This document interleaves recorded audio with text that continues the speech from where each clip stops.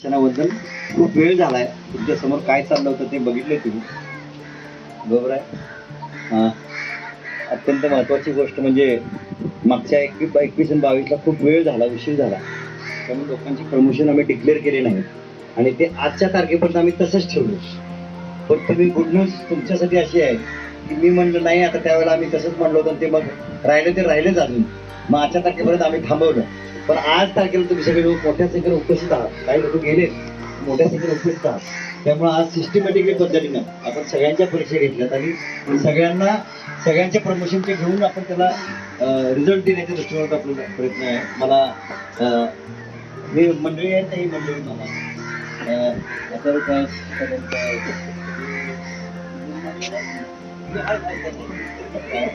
मला लय त्रास देतो त्रास आणि ते तुमच्यामुळे त्रास देतो. त्याच्यामुळं मी ऑलरेडी यांना सांगितलं होतं की तुम्ही परीक्षा घ्या आणि तुम्ही करा. तेवढ्याच माणसांची मी परीक्षा घेतो आणि तुम्ही घेतलेल्या परीक्षेमध्ये मी तुम्हाला नापास करता कामा नये अशी तुम्ही परीक्षा घ्या. टेस्ट घ्या मी सांगितलं होतं, बरोबर आहे. काही प्रमाणात झालंय ते काही केलं तरी पण असं घ्या. 100 रुपयाची परीक्षा घेऊ. परीक्षेला खूप वेळ लागतो सगळ्या गोष्टी करायला, पण तरी पण आम्ही मुक्ती स्वरूपाच्या ज्या परीक्षा आहेत त्या परीक्षा घेतल्या. त्या परीक्षेचा रिझल्ट सांगतो तुम्हाला. रिझल्ट मी वाचणार आहे, पण तरी पण परीक्षेमध्ये काय विचारलं होतं तिथे काय करायला पाहिजे होतं, कोणी केलंय किंवा नाही ते तुम्ही ठरवायचं. माझं चुकलंय का बरोबर आहे, आणि माझं चुकलंय तर कुठं चुकलंय. फ्रेंडला मी काय सांगितलं होतं की तुम्ही सगळेजण, पण यावेळेला एक गोष्ट केली की सगळ्यांना एकच परीक्षेचा पेपर होता. जेवढा परीक्षेचा पेपर दिला माणसं बघून दिला नाही. म्हणजे बाबा चला वरचे लोक आहेत त्यांना वेगळा, खालचे लोक आहेत त्यांना कमी, तर असं काय केलं नाही. तर जो एकदम सिंपल गोष्ट आहे तीच गोष्ट मी परीक्षेला दिली होती. काय परीक्षेला विचारलं होतं मी तुम्हाला, ही टेस्ट घ्यायच्या विषयानं तर विचारत काय बा की तुम्ही तिसऱ्या लाईनला आहात. 3 लाईनची फाईल असते, तिसऱ्या लाईनला आहात. तिसऱ्या लाईन मध्ये असल्यानंतर तुम्हाला फॉलोआउट शब्द दिला जाईल. म्हणजे एखाद्या व्यक्तीला तिसऱ्या लाईन मध्ये उभा राहिला तर त्याला बाबा चला कांबळे फॉलोआउट असं म्हणलं तर त्या माणसाने कसं फॉलोआउट व्हायचं आहे आणि परत तो फॉलोआउट होऊन अधिकाऱ्याकडे कसं यायचं आहे, बरोबर आहे, आणि त्याने काय रिपोर्ट द्यायचा, बरोबर आहे. तिसऱ्या लाईन मध्ये असल्यानंतर फॉलोआउट कसं व्हायचं आहे, फॉलोआउट करून त्यांना अधिकाऱ्याकडे यायचं आहे. एक अधिकारी 120 सैनिक आपल्या निरीक्षणासाठी तयार आहेत, उपस्थित आहेत, बरोबर आहे. आणि परत तुमच्या खिशातला कागद, एक अधिकारी म्हणजे तुमच्या नावाचा, अधिकाऱ्याच्या नावाचा, आणि 120 सैनिक म्हणजे कोणत्या जिल्ह्याचे किती सैनिक आहेत अशी एक यादी असायला पाहिजे. ती यादी गरज धरली होती, तुम्हाला लिहायला सांगितली नव्हती, ती फक्त तुमच्या खिशातनं काढून त्यांना अधिकाऱ्याला द्यायचं. मला वाटतं अधिकारी कदम साहेब होते, परत नंतर मोहन सावंत होते, नंतर बागुल होते, बरोबर आहे. मी काय अधिकारी नव्हतो, रिपोर्ट करणारा अधिकारी होतो का मी तुमची परीक्षा घेणारा साधा कारकून होतो. त्यावेळेला कारकुनीबाजी करत होतो ना मी सगळी, कळलं का. मला रिपोर्ट करायचा विषय नव्हता. काही लोकांनी मला रिपोर्ट केला, तो चुकलाय. एक दुसरी गोष्ट, फॉलोआउट झाल्यानंतर फॉलोआउट म्हणलं आणि तुम्हाला सगळ्यांना विश्राम केलं होतं, परंतु व्यक्तिगत ऑर्डर होती ना. फॉलोआउट झाल्यानंतर फॉलोआउटला काय असते, जरी विश्राम असेल तर फॉलोआउटला काय केलं जातंय, सावधान होऊन ऍक्शन केली जाते. कारण ती इंडिव्हिज्युअल ऑर्डर होती. जरी फाईलला 9 लोकांना एका वेळेला 9 होते तरी इंडिव्हिज्युअल ऑर्डर असल्यामुळे तुम्हाला ती फॉलो करणं आहे, बरोबर आहे. तर त्यामुळे ते फॉलो करताना तुम्हाला सावधान व्हायचं आहे आणि ऑर्डर फॉलो करायचं आहे. ऑर्डर फॉलो करत असताना सावधान होऊन तुम्ही काय करायचं आहे, डावा पाय पाठीमागे टाकून तुम्ही एक कदम पाठीमागे जायचं आहे. एक कदम पाठीमागे जाऊन काय व्हायचं आहे, एक कदम पाठीमागे जाऊन काय करायचं आहे, सावधान व्हायचं आहे आणि सावधान के साथ शेड्यूल करायचं आहे. आणि शेड्यूल करून काय करायचं आहे, जय भीम म्हणायचं आहे का नाही म्हणायचं आहे, म्हणायचं आहे ना. जय भीम के साथ चालू. त्याच्यानंतर पुढे 9 माणसं होती. इकडं 3, तिकडं 3, मध्ये 3. बरोबर आहे. अपेक्षित असा आहे की येणाऱ्या माणसाला नजदीकच्या रस्त्यानं यायचं. इकडचे जे 3 होते ते इकडून 3 येते का इकडे यायचं होतं, तिकडचे 3 होते ते तिकडून यायचं होतं, आणि मधले 3 आहे ते मधून यायचं होतं. बरोबर आहे. पण मधले 3 मधून येतील का? का नाही येणार? कारण तुम्ही थर्ड लाईनला होता. थर्ड लाईनला असं होणार, फर्स्ट लाईनला असेल तर असं होईल, पण थर्ड लाईनला असेल तर 9 होते. मग 4 इकडून 4 इकडून, किंवा 5 एका बाजूनं 4 एका बाजूनं, किंवा 5 ह्या बाजूनं तो 4 बाजूनं. मधल्या फक्त एका माणसाला चॉईस होता, तो राईटला पण जाऊ शकता. परंतु 4 माणसं, इकडची 4 माणसं लेफ्टनं आणि इकडची माणसं 4 माणसं राईटनं येणं अपेक्षित होईल. तसं तुम्ही आलेला नाही, एका दुसरा माणूस आलाय. ओके. दुसरी गोष्ट, येताना काटकोणामध्ये यायला पाहिजे. कशामध्ये यायला पाहिजे? बरोबर आहे. म्हणजे काटकोणामध्ये येणं गरजेचं आहे. दुसऱ्याचा रिपोर्ट चालू असेल तर तुम्ही तिथं थांबणं गरजेचं आहे. लोकांनी काय केलं, दुसऱ्याचा रिपोर्ट आलाय, कुठलीच ऍक्शन नाही, जागेवरच थांबलाय. कळलंय? आता कोण कुठं चुकलंय, कोण कुठं काय चुकलंय. दुसरी गोष्ट, तुम्हाला सांगितलं होतं रिपोर्टचा हात कुठला असतो? कागद कुठल्या हातात असतो? मी काय सांगितलं होतं? डाव्या हातात कागद आहे सांगितलं होतं का? नाही, तुमच्या खिशात आहे म्हणून सांगितलं. त्यामुळे तुम्हाला डावा हात असा, वही कोणीतरी घेऊन आलं, वही घेऊन येण्याचा प्रश्न नाही, कारण तुमच्या खिशात आहे. तुम्हाला ते चल करतच यायचं, चालतच यायचं. बरोबर आहे. दुसरी महत्वाची गोष्ट, तुम्ही तिथं आल्यानंतर काय तुम्हाला करावं लागेल? काटकोणामध्ये आल्यानंतर तुम्हाला आल्या शालूट के साथ जय भीम म्हणायचं आहे. परत जय भीम म्हणल्यानंतर काय करायचं आहे? काय? एक कदम पुढे यायचं. कशाला यायचं? त्या अधिकाऱ्याच्या जवळ यायचं, म्हणून एक कदम पुढे यायचं. बरोबर आहे. अगोदर लांब, त्यात एक कदम, पुन्हा अजून फक्त एक कदम नाही होणार. तुम्ही जवळ येऊन त्याच्या जवळ, एकदम जवळ, कारण हाताने तुम्हाला रिपोर्टिंग द्यायचं आहे. मग कुठल्या हाताने काढायचं आहे? उजव्या हाताने तुम्ही डाव्या आहे खिशातलं काय, म्हणजे डाव्या हातातला डाव्या हाताने कागद काढायचा आहे आणि तुम्हाला उजव्या हातात घ्यायचा आहे. काही लोकांनी मोबाईल काढले, कळलंय? तुम्हाला कागद हातात घ्यायचं ठीक आहे, पण हरकत नाही, मोबाईल काढला विषय नाही. तो कुठल्या हाताने काढायला पाहिजे? तुम्हाला डाव्या हातानेच काढायचा आहे. आणि तो कुठल्या हातात घ्यायचा आहे? आणि किती हाताने द्यायचा आहे? का उजव्या हाताने द्यायचा आहे? का डाव्या हाताने द्यायचा आहे? दोन्ही हाताने द्यायचा आहे. ऍक्शन तुम्हाला दोन्ही हाताची केली. कळलंय? आता ह्या ज्या कुठं चुकलाय तुम्हाला माहिती. काही लोकांनी शालूट केला, काही लोकांनी शालूट केला नाही, काही लोकांनी थोडा गडबड केला. पण असू द्या, 100% लोकांनी चुकलेला आहे. किती लोकांनी? 100% बरोबर आलेलं नाही कुणाचं. 100% काही माणसाचं पूर्ण बरोबर आलेलं नाही.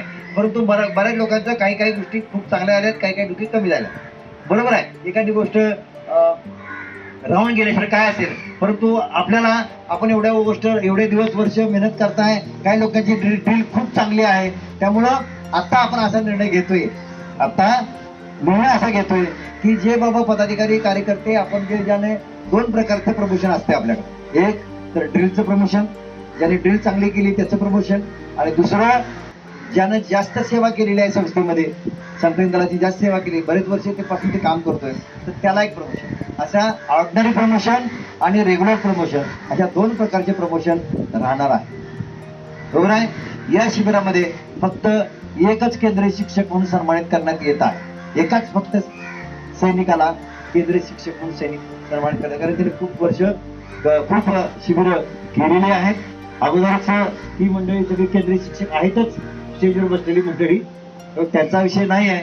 परंतु समता दलाच्या पदाधिकारी कार्यकर्त्यामध्ये जे केंद्रीय शिक्षकाचा जो विषय आहे, तो केंद्रीय शिक्षकाचा जो विषय आहे तो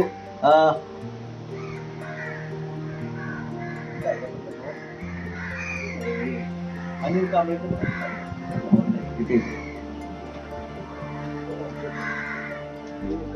लिहिलं का मी? आहे तिथं? ठीक आहे. ऍडव्होकेट अनिल सतीश कांबळे हे पुण्याचे आहेत. यांना केंद्रीय शिक्षक म्हणून सन्मानित करण्यात येत आहे.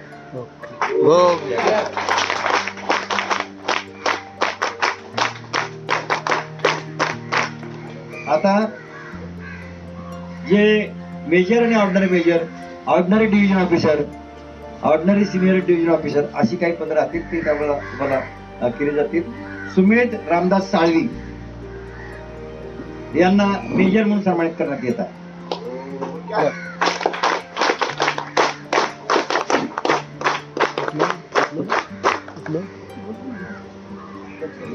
प्रवीण भास्कर भालेराव यांनाही मेजर म्हणून सन्मानित करण्यात येत आहे.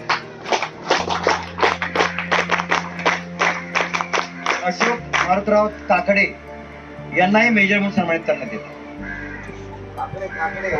नाही, ती गेले. विनोद तुकाराम वाकोडे यांनाही ऑर्डिनरी मेजर म्हणून सन्मानित करण्यात येत आहे.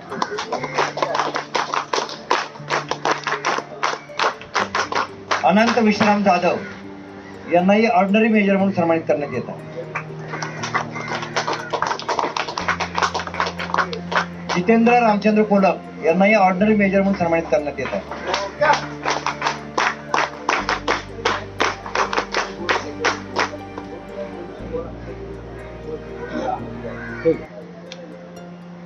शैलेश आत्माराम दंडवते यांनाही ऑर्डिनरी मेजर म्हणून सन्मानित करण्यात येत आहे.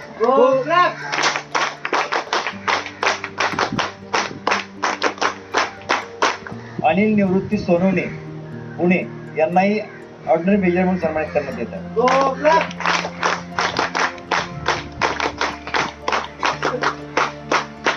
विजय अर्जुन कांबळे यांनाही ऑर्डिनरी मेजर म्हणून सन्मानित करण्यात येत आहे.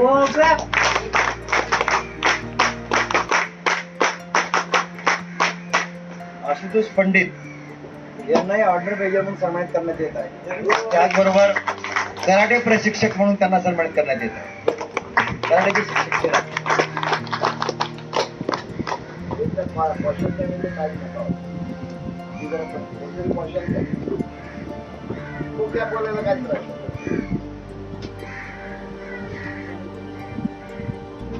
समाधान नामदेव कांबळे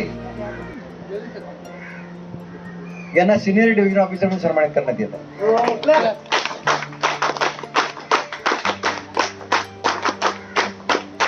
दीपक भगवान खरात यांनाही सिनियर डिव्हिजन ऑफिसर म्हणून सन्मानित करण्यात येत आहे.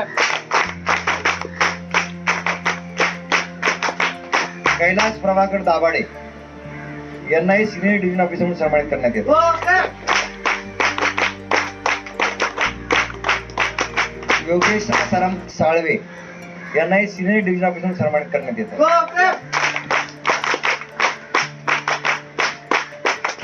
गौरव हिरामन साळवे यांनाही सिनियर डिव्हिजन ऑफिसर म्हणून सन्मानित करण्यात येत आहे.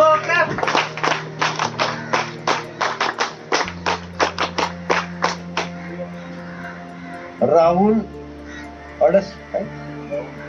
अडकमोल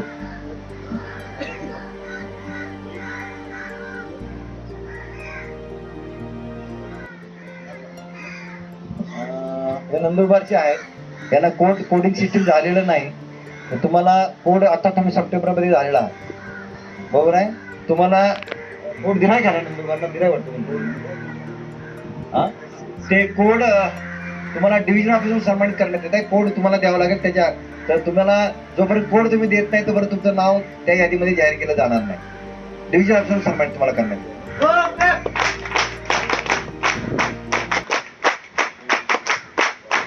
श्रीधर बाळेकुंद्री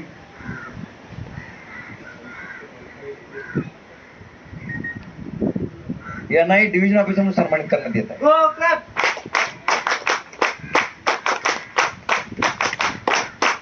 रखमाजी जोगदान यांनाही डिव्हिजन ऑफिसर म्हणून सन्मानित करण्यात येत आहे. शंकर उमाजी थोरात यांनाही डिव्हिजन ऑफिसर म्हणून सन्मानित करण्यात येत आहे.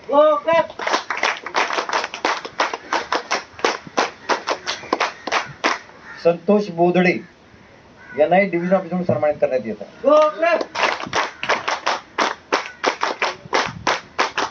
रामदास मोहन शिंदे यांनाही डिव्हिजन ऑफिसर म्हणून सन्मानित करण्यात येत आहे. अशोक जयराम जाधव यांनाही डिव्हिजन ऑफिसर म्हणून सन्मानित करण्यात येत आहे.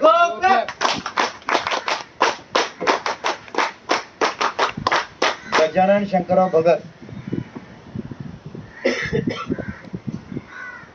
हे जे मी आता अशोक जाधव आहे ते ऑर्डिनरी डिव्हिजन ऑफिसर सन्मानित करण्यात येत आहे. गजानन शंकरराव भगत यांना ऑर्डिनरी डिव्हिजन ऑफिसर सन्मानित करण्यात येत आहे. सुरेश धोंडू जाधव यांनाही ऑर्डिनरी डिव्हिजन ऑफिसर सन्मानित करण्यात येत आहे.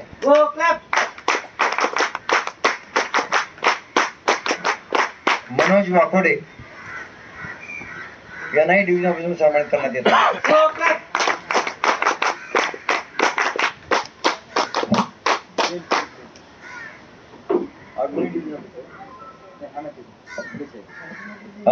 जगदीश शेट्टी यांनाही ऑर्डिनरी डिव्हिजन ऑफिसर सन्मानित करण्यात येत आहे. धनंजय वानखेडे यांनाही ऑर्डिनरी डिव्हिजन ऑफिसर सन्मानित करण्यात येत आहे.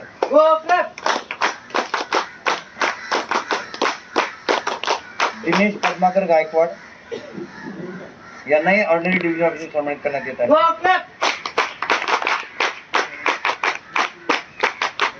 अभिजित गडबडे यांनाही ऑर्डिनरी डिव्हिजन ऑफिसर सन्मानित करण्यात येत आहे.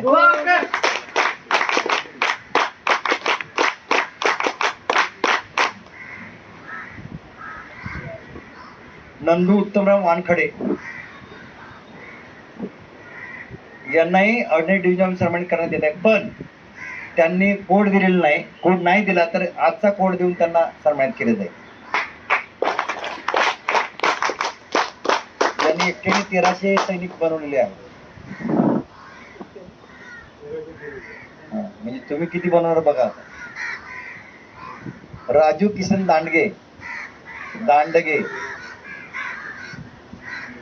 यांनाही division officer ordinary division officer सन्मानित करण्यात येते. पण त्यांनी सर्टिफिकेट दिलेलं नाही किंवा कोड नंबर नाही दिला. त्यांना सर्टिफिकेट दिलं तर कोड नवीन जनरेट करून आम्ही सर्टिफिकेटच्या आधारे आजचे 2 दिवसात शिबिर झाले त्याला कोड देऊन त्याच्या प्रकारचे सन्मान करण्यात येईल. सर्टिफिकेट दिलं नाही तर त्याचा कोड होणार नाही. त्याचं जी काही नियुक्ती जाहीर केली ती कॅन्सल होईल. त्यामुळे त्यांनी लगेच 2 दिवसात त्यांनी सांगायचं आहे त्यांना द्यायचं. अजून जे ज्यांची कंपनी कमांडर म्हणून कंपनी कमांडर होते त्यांचे काय प्रमोशन झाले तुम्हाला लक्षात आले. ज्यांचं प्रमोशन झाले त्यांचं जे डिव्हिजन ऑफिसर होते त्यांचं काय प्रमोशन झालंय हे तुमच्या लक्षात आलं बरोबर आहे. ज्यांचे प्रमोशन झाले ऑर्डिनरी झाले ते रेग्युलर झाले त्याच्यावरून जाहीर झाले. पण जे कंपनी कमांडर होते पण या शिबिराला उपस्थित होते त्यांच्यावर ह्या 2027च्या शताब्दीच्या निमित्तानं आपण सगळ्यांना जबाबदारी देण्यात आलेली आहे. 5-5 सैनिक करायचे आहेत. त्यामुळं या शताब्दीच्या निमित्तानं शताब्दी वर्षात आपण सैनिक आहात आणि तुमचा सन्मान एवढ्या दिवसाचं सेवाकाम केलंय त्याचा सन्मान व्हावा म्हणून. कर्नाटकचं नाही आलं का? तुमचं नाव आलं का? राहिले चेक नाही झाली बरोबर. फॉर्म अल्फा ग्रुपमध्ये होते ना तुम्ही कुठला बी मध्ये होते बघा ते. हा एक सांगतो चुकून एखादं नाव राहिलं असेल तर एवढं लगेच नाराज होऊ नका कारण मी सगळ्यांचं प्रमोशन करत आहे. काय नाव होणार का?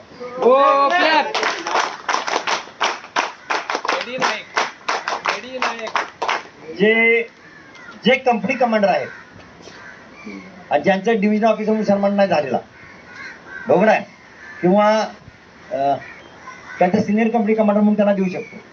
परंतु आज शताब्दीच्या निमित्तानं एक रँक पुढची रँक आपण देत आहोत. एक रँक सोडून म्हणजे कंपनी कमांडरला सिनियर कंपनी कमांडर करू शकतो पण तरी सुद्धा न करता कंपनी कमांडर जे आहेत ज्यांचं प्रमोशन डिव्हिजन ऑफिसर झालेलं नाही अशा लोकांना असिस्टंट डिव्हिजन ऑफिसर म्हणून सन्मानित करण्यात येतं.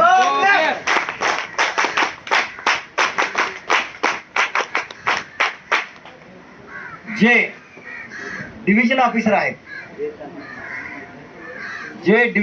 आहेत पण त्यांचा प्रमोशन झालेलं नाही मेजर म्हणून झालेलं नाही काय पण ते डिव्हिजन ऑफिसरच आहेत तर त्यांना सरळ डिव्हिजन ऑफिसर म्हणून सन्मानित करण्यात येतं.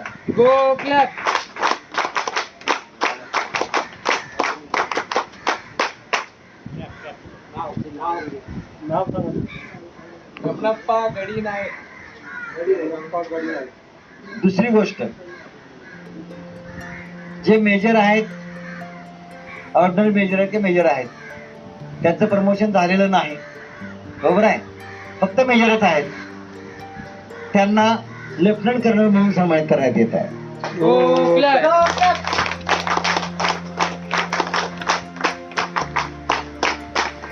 आणि ज्यांचे मेजर जनरल आहेत त्यांना काय प्रमोशनचा विषय नाही, त्यांना अगोदरच आताच नुकतीच त्यांची प्रमोशन सगळ्यांची मेजर जनरल म्हणून, लेफ्टनंट कर्नल म्हणून बऱ्याच लोकांचे आता प्रमोशन झालेले आहेत. जे सैनिक आहेत, स्काउट गार्ड आहेत, एनसीसी आहे, जे एनसीसी वाले आहेत ते स्काउट गार्ड वाले आहेत, आजच्या तारखेला जे आलेले आहेत त्यांनी सर्टिफिकेट दिलेलं आहे, फक्त ते सैनिक आहेत, त्या सगळ्यांना कंपनी कमांडर म्हणून सन्मानित करण्यात येईल.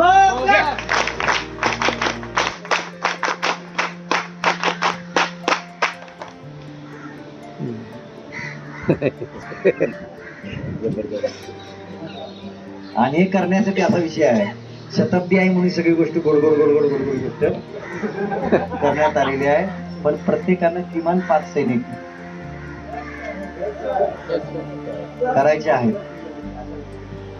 आणि तुमच्या माहितीसाठी सांगतो, समता दल एवढंच असं एक सैनिक दल आहे, समता दल आहे. या समता दलामध्ये जसं भारतीय बौद्ध म्हणजे अध्यक्ष, सरचिटणीस, कोषाध्यक्ष, उपाध्यक्ष ही पदं बदलली जातात, तशी पदं ती 3 वर्षाची कधी 1 वर्षाची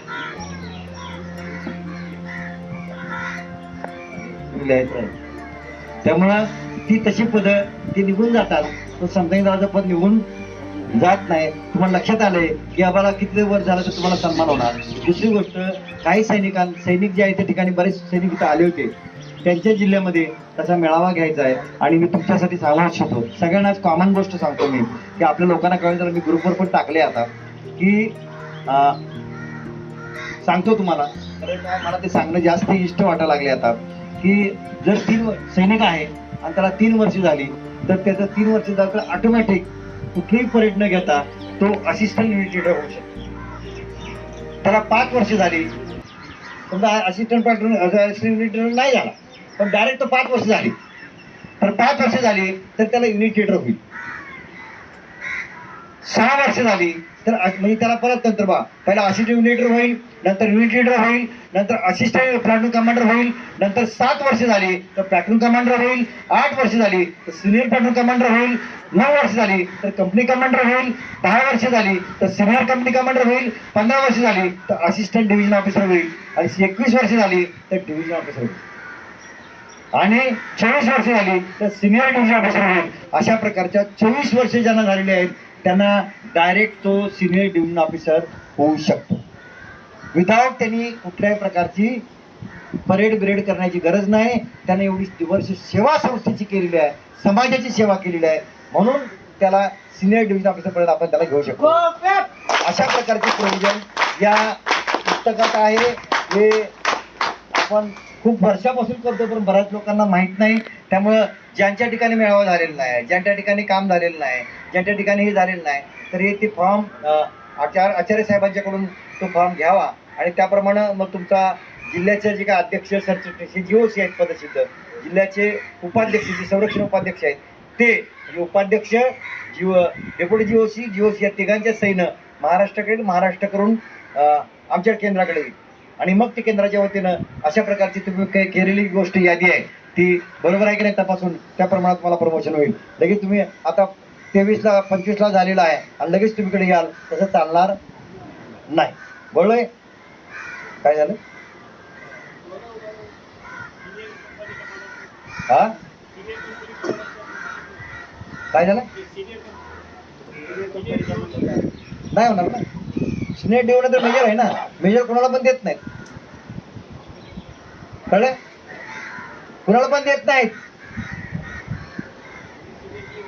हा, सिनियर डिव्हिजन नंतर कुणाला पण देत नाहीत. एक तर काम पाहिजे तर डिग्री पाहिजे, जाहीर केलं मी आता. ओके, नसेल तर तुम्हाला कामाची तर प्रक्रिया वाढवावी लागेल. कळलंय? या काळात तुम्ही वाढवा, तुमचं पण प्रमोशन होईल. कळलंय? लक्षात आलं? एक तारीखला आम्ही 24 माणसाची हा 24 माणसाची शिबिर करत गेलं काय मला आपल्या विष्णुनगरमध्ये मी सर्वांना मी जमा करून मी गाडी घेतला होता. मग मला काय सांगायची गरज आहे? आजच्यापासून टार्गेट आहे. आजच्यापासून टार्गेट आहे. टार्गेट पूर्वी 13चे केले त्यांनी, मग तसा काही विषय नाही. हे आजचा ह्या वर्षाचा विषय आहे. 31 हा आजपासून सुरुवात आहे. कळलं ना? आणि ज्यांनी कोणी काम केलं नाही त्यांनी कामाला करा, प्रयत्न करा. जिल्हा आणि हे सगळं समोर काम करा अशी आपल्या सगळ्यांना माझी विनंती आहे. ओके, चलो आपल्या सगळ्यांना खूप खूप शुभेच्छा. आणि हा सगळ्यात महत्वाची गोष्ट राहिली ते म्हणजे जे मेजर आहेत, ऑर्डिनरी मेजर नाही, जे मेजर जे आहेत, जे कोणी मेजर असतील ते मेजरांना एक एक जिल्हा दिला जाईल. एक एक जिल्हा दिला जाईल. तो तुमचा जिल्हा राहील किंवा बाजूचा जिल्हा राहील, कुठला जिल्हा राहील तुम्हाला तिचा प्रभारी म्हणून राहील ड्रिलच्यासाठी संबंधितला. ऑर्डिनरी मेजरला मिळेल की नाही सांगता येणार नाही, परंतु रेग्युलर मेजरला तशा प्रकारचा जिल्हा दिला जाईल. त्या जिल्ह्यानं जो जिल्ह्याचा उपाध्यक्ष आहे किंवा अमुक कोण आहे ते त्याच्यावरचा तो अधिकारी राहील. जिल्ह्याचा सैनिक असेल, डिव्हिजन ऑफिसर अधिकारी असेल, तर त्याच्यावर तो मेजर म्हणून असेल, त्याला प्रभारी मेजर अशा प्रकारचं आम्ही त्यांना सन्मानित करणार आहे. आता या आठवड्याभरामध्ये ही प्रक्रिया होईल. कदाचित 20 मार्चच्या अगोदर ही गोष्ट प्रक्रिया सगळी पूर्ण होईल आणि त्याच्यामध्ये तुम्हाला तशा प्रकारे यादी येईल. आणि आता भारतभर सगळीकडं समता जे मेजर जनरल आहेत, जे मेजर आहेत यांना राज्य पण दिली जाणार आहे. तुमच्या मुद्दावर लिहून घेतले तुम्ही कुठं कामाला, कुठं शिबिरावर जाणार, कुठं. आणि जर नाही झालं तर वर्षभरानंतर म्हणजे 20 मार्च 2027 नंतर एक आपली मीटिंग पण होईल. जर तुम्ही काम नाही केलं तर तुमचं आता जे सन्मानात दिलेलं रँक आहे ती एक रँक जशी तशी खाली येईल. मग तुम्हाला 2 जम्पिंग झाला असेल, काय झालं असेल, संधी दिली, इतक्या दिवस तुम्ही काय केलं नसेल तर यावेळी तुम्हाला संधी दिलेली आहे. का तर 1 लाख सैनिक बनवायचे आहेत. काहीतरी आपण टार्गेट घेऊन पाहिजे. इतक्या दिवस तुमच्यावर काय अन्याय झाला असेल किंवा अजून काय नाही झालं किंवा आपण बघितलं नाही, काय नाही झालं, पण आता आपल्याला ज्यांच्याकडे प्रमोशन झाले नाहीत तिथं सुद्धा आपल्याला मेळावा घ्यायचे आहेत. मेळावा घ्यायच्या अगोदर जर तुम्ही ते प्रमोशनची लिस्ट जर तुम्ही तशी प्रकारची केंद्राकडे दिली तर ते केंद्र ताबडतोब तुम्हाला प्रमोशनच्या गोष्टी करतील. आणि आपल्याला प्रमोशन माझं नाही, माझं अमुक नाही, तमुक नाही, तुम्ही काम करा, आपोआप ह्या गोष्टी होतील. तेवढं आपल्याला एखादी गोष्ट टेन्शन घेऊ नका. आणि आपल्याला एखादी गोष्टीचं काय राहून गेलं असेल तर ते पण करता येईल, तो काही मुद्दा नाही. परंतु आपण माझं नाही झालं, माझं अमुक आलं नाही, तमुक नाही, अमुक नाही अशा प्रकारची न घेता आपण आहे या पदावर आपण काम करावं. आपल्याला जे काही मान सन्मान जो दिलेला आहे तो काय हा प्राथमिक स्वरूपाचा आहे. समाजाने तुमचा मान सन्मान करणं अपेक्षित आहे. त्यामुळे तुमच्यावर विश्वास संस्थेने दाखवलाय, समता दलाने दाखवलाय, तो सार्थ करण्यात दिसून आपण कामाला लागावं. मुंबई प्रदेश असेल, महाराष्ट्र राज्य असेल, इथं सुद्धा अधिकारी आता आम्ही नेमणार आहोत. झोनवर औरंगाबाद विभाग, कोकण विभाग अशावर सुद्धा अधिकारी नेमले जाणार आहेत. त्यामुळे आता आपल्याला केवळ समता दलाचे अधिकारी म्हणून नाही तर भारतीय बौद्ध समाज समता दल असं संयुक्तपणे आपल्याला काम करावं लागेल. आणि ते कामाच्या करण्याला प्रत्येक सैनिकानं किमान 5 सैनिक आपल्या परिवारातले, आपल्या आजूबाजूचे सगळे सैनिक आपण करावे. आणि तो रिपोर्ट आपल्याला 2027च्या अगोदर 1 लाख जर सैनिक नाही झाले, 1 लाख सैनिक नाही झाले तर तुमच्यावर आता दिलेलं एखादं पद असेल ते खाली येऊ शकतं, त्याची आपण नोंद घ्यावी अशा प्रकारचे आपल्याला विनंती करतो. परंतु मला असं सार्थ अभिमान आहे डॉक्टर भीमराव आंबेडकर साहेबांच्या नेतृत्वाखाली आपण 1 लाख सैनिक काय 2 लाख सैनिक आपण बनवू अशा प्रकारची प्रक्रिया कदाचित होईल असं मला आपल्या या सगळ्या उत्साहानं वाटतंय. आणि ते करण्याच्या दृष्टीनं आपण कामाला लागूया. 2 लाखचं टार्गेट गेलं तर 50% टार्गेट झालं तर 1 लाख होईल. आजच्या तारखेला 50,000 सैनिक आपले निर्माण झालेले आहेत. आणि आता 1 दिवसाचं शिबिर असल्यामुळं आपण अभ्यासपणे आपल्याला काम करायचं आहे. आणि काम करत असताना आपल्या कायद्याचं नॉलेज, संस्थेचं नॉलेज हे सगळं असलं पाहिजे. आणि आपल्याला समजूतदारपणा, करुणा, मैत्री ही सुद्धा आपल्याबरोबर असली पाहिजे. आणि त्या पद्धतीनं भगवान बुद्धाचा आणि बाबासाहेबांचा विचार तळागाळातील लोकांपर्यंत आणि पोहोचायचा आहे. आणि येणारा जो काळ आहे तो तो समतेचे विरोधक आहेत, यांना खाली बसवण्यासाठी समतेचे विरोधक आहेत. ते मग आरक्षणातल्या मिळाल्या सगळ्या गोष्टी, शैक्षणिक आरक्षण, नोकरीचं आरक्षण, या सगळ्या बऱ्याच गोष्टी बघितल्या तर खूप मोठ्या प्रमाणात आपल्याला प्रॉब्लेम आहे. आताच आपण एक पत्रक मी काढलंय की बाबासाहेब आंबेडकरांनी नातू डॉक्टर भीमराव आंबेडकरांच्या सहीनं एक पत्रक काढलंय ते म्हणजे बौद्ध जनगणनेच्या संबंधात. जनगणना करताना धर्माच्या ठिकाणी आपल्याला बौद्ध लिहायचं आहे, जातीच्या ठिकाणी जात आपल्याला आपल्या बौद्ध धर्मात जात नाही, परंतु SC ST अशी शेड्यूल कास्टची यादी आहे. त्या यादीमध्ये आपलं कुठलं पूर्वाश्रमीचं कुठलं जात आहे, म्हणजे महार मांग चामार काय असेल ती लिहायची आहे. फक्त जनगणनेपुरती मर्यादित आहे, बाकी कुठे लिहायची गरज नाही आपल्याला, शाळेच्या दाखले लिहायची गरज नाही. पण आपल्याला काय लिहायचं आहे जनगणनेच्या मध्ये कारण का बौद्धांना SCच्या सवलती लागू केल्या आहेत. बौद्धांना SCतलं जे कॅटेगरी आहे म्हणजे आमदार, खासदार, नगरसेवक, ग्रामपंचायत सदस्य, जिल्हा परिषद सदस्य ही SCच्या संख्येप्रमाणे केले जातात. त्यामुळं पूर्वी जसं 2011चं जनगणना असेल त्याच्यानंतर आता झालेलं नाही, तर ती जो लोकसंख्या जर वाढली तर तसे आमदार वाढतील, तसे खासदार वाढतील, तसे नगरसेवक वाढतील. त्यामुळे येणारा काळ खूप भयानक आहे. त्यामुळे त्याप्रमाणे आपल्याला काम करावं लागेल. समतेचे विरोधक सगळे वेगवेगळ्या ठिकाणी सत्तेवर आहेत. त्यामुळं आपला खरं काम आहे की समता सैनिक दलाचे आपण सैनिक आहोत. त्यामुळे समतेचं काम आपल्याला करावं लागेल. समतेचं काम करण्यासाठी आपल्याला प्रशिक्षणचं आपल्याला व्यवस्थितपणे करायचं आहे. जी काही माहिती आपल्याला सांगितली की पत्रक आलेले आहेत ते भारतीय बौद्ध महासभा आणि समता दल आपल्याला काम करायचं आहे. आणि येणारा जो काळ आहे, येणारा तथागत भगवान बुद्धाची जयंती आहे, ही जयंती 1 मेला आहे. 1 मेच्या अगोदर 30 एप्रिल आहे. कारण भीमराव आंबेडकर साहेबांनी जे आपल्याला सूचित केलेलं आहे की यावेळेला 1 लाख दिवे या चैत्यभूमीच्या परिसरामध्ये समुद्राच्या कडेने लागणार आहेत आणि त्याची सगळी व्यवस्था समता हिंदला करावी लागणार आहे. 1 लाखच्या लोकांची व्यवस्था करायची असेल तर आपल्याला पूर्वी जसं 60 सीमा जशी व्यवस्था करावी तशी व्यवस्था करावी लागेल. आपल्या सैनिकाला तुम्ही यंत्रणा राबवली ती यंत्रणा आम्ही राबवणार आहोत. परंतु आपल्याला मग ठिकठिकाणी आपल्याला काय करता येते का त्याचा पण प्रयत्न आपण भारतीय बौद्ध महासभेच्या वतीनं करणार आहोत. कारण दिवा लावण्याचं काम आहे, म्हणजे जो पंथी आहे तो पंथी दीपोत्सव खऱ्या अर्थानं बौद्ध धर्मामध्ये आहे. त्यामुळे ही येणारी जी प्रक्रिया आहे ती आपल्याला तुम्ही लावायची आहे. त्यामध्ये भारतीय बौद्ध महासभा आणि समता दल आपण सक्षमपणे काम करूया अशा प्रकारची आपल्याला विनंती करतो. आणि पुन्हा एकदा आपल्याला सगळ्यांचं खूप खूप अभिनंदन करतो. आणि सगळ्यात महत्वाची गोष्ट की आपल्याला जेवणामध्ये थोडीशी गडबड झालेली होती. जेवणामध्ये पहिल्या दुपारच्या जेवणामध्ये एक पिशवी ती आणायची राहून गेलेली होती. त्यामुळे ते आपल्या जेवणामध्ये गडबड दुपारची झाली. रात्री संध्याकाळची जी ऑर्डर द्यायची होती त्या ऑर्डरमध्ये काय ते गडबड झाली का, कारण संध्याकाळी एवढ्या 100-150 लोकांचं जेवण एकाच वेळेला बनवणं शक्य नव्हतं. त्यामुळे ते कालच्या दिवसामध्ये तुम्हाला खूप अडचण झाली, त्रास झालाय. जो त्रास झालाय त्याबद्दल मी आपल्याकडे हात जोडून क्षमा मागतो. कारण का तशा प्रकारची अडचण आपल्याला होऊ नये अशी अपेक्षा होती, परंतु चुकून आमच्याकडून ती प्लॅनिंगच्या दृष्टिकोनात थोडीशी गडबड झालेली आहे. आपले पदाधिकारी कार्यकर्त्याकडे झालेले आहे. त्यामुळं समता दलाचा हेडक्वार्टरचा प्रमुख या नात्यानं, भारतीय बौद्ध प्रमुख या नात्यानं आपल्याला मी दिलगिरी व्यक्त करतो, आपली क्षमा मागतो. आणि पुढच्या काळात असं काय होणार नाही याची ग्वाही देतो. त्यामुळे आज आपल्याला खऱ्या अर्थानं मग आज भोजनामध्ये काय अडचण झाली नाही सकाळच्या वेळेला. आणि त्यांना सांगितलं की बाबा नाही झालं तर मी लाडू घेण्याचा माझा मी घेतला, जाताना लाडू घेऊन येणार, येताना लाडू घेऊन येणार होतो. आणि पण मी जेव्हा फोन केला तेव्हा म्हणजे आम्ही आचार्य साहेबांना लाडू घ्या, अडचण असेल तर मला सांगा, मी येताना घेऊन येतो. तेव्हा सांगितलं नाही साहेब आम्ही लाडू पण दिलेले आहेत. त्यामुळं आपण मला चांगलं माहिती आहे आपण बाबासाहेब आंबेडकरांच्या परिवाराचे, बाबासाहेब आंबेडकर संस्थेचे बिंडीचे सैनिक आहात. आपण आपलं सगळं आयुष्य, आपलं सगळं तारुण्यात सुद्धा आपली सगळा वेळ सगळा काळ घेत आहे. त्यामुळं जी योग्य पद्धतीने थोडासा अडचण निर्माण झालेली आहे, त्यामुळे ती थोडीशी आपण समजून घेतलेली आहे. कुणी एकाने माझ्याकडे तक्रार केलेली नाही, एकाने माझ्याकडे तक्रार केली नाही. परंतु मला ही कळलेली गोष्ट आहे. कारण मला आचार्य साहेबांनी, कदम साहेबांनी मला सांगितलं साहेब असं ही अडचण झाली. म्हणजे ठीक आहे, काय अडचण करू नका, पण पुढच्या वेळेला आपल्या अशी गोष्ट होणार नाही. आणि काय झालं की एकाच वेळेला जो आज 8 मार्चचा कार्यक्रम, महिलांचा कार्यक्रम, परत ते रमाईची जयंतीचे कार्यक्रम, वेगवेगळ्या प्रकारचे कार्यक्रम वेगवेगळ्या ठिकाणी आहेत. महाराष्ट्राची बैठक लातूर, सगळे कार्यकर्ते अस्ताव्यस्त आहेत. त्यामुळे थोडासा टेक्निकल अडचण झालेली आहे. त्यामुळे पुन्हा एकदा आपल्याकडे क्षमा मागतो आणि रजा घेतो. जय हिंद, जय भारत, जय भारत, जय संविधान.